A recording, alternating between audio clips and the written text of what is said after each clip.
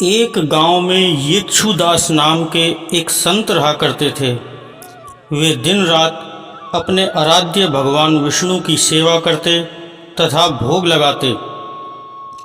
एक रात स्वप्न में स्वयं भगवान विष्णु प्रकट हुए और कहा, हे यक्षुदास, मैं तुम्हारी सेवा तथा भक्ति भावना से अत्यंत प्रसन्न हूँ।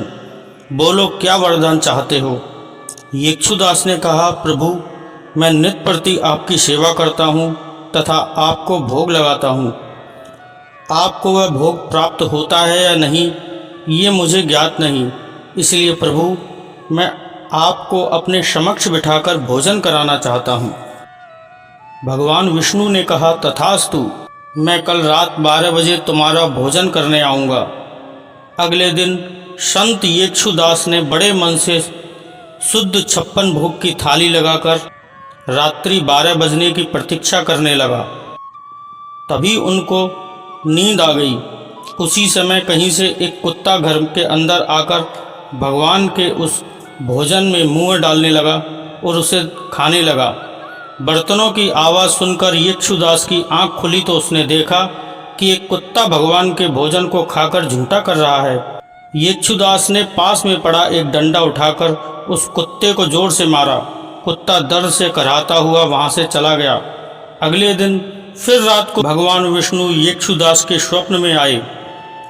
यक्षुदास बड़े नाराज होकर बोले, प्रभु, मैंने आपके लिए बड़े मन से मेहनत करके भोजन बनाया था और आप आए ही नहीं। मैं प्रतीक्षा करता रहा। भगवान विष्णु मुस्कुराकर बोले, मैं तो कल आया था और तुम्हारा भोजन भी कर रहा था। यक्षुदास बड़े आश्चर्य से बोले, आप आए थे प्रभु, परंतु कब? मैंने तो आपको देखा ही नहीं। भगवान विष्णु मुस्कुराकर बोले, मैं तो कल आया था और तुम्हारा भोजन भी किया, परंतु तुमने ही मुझे डंडा मार के भगा दिया। यक्षुदास बड़े आश्चर्य से बोला, ये क्या कह रहे हैं प्रभु कि आप आए और मैंने आपको डंडा मारकर भगा दिया?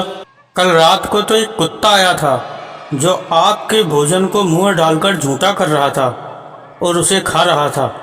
प्रभु मुस्कुराकर बोले, हे यक्षुदास, मेरा ना कोई रूप है ना कोई नाम। जो मुझे जिस रूप में जिस नाम से पुकारता है तथा प्रेम से नाम लेता है, मैं उसी रूप में उसके सामने प्रकट हो जाता हूँ।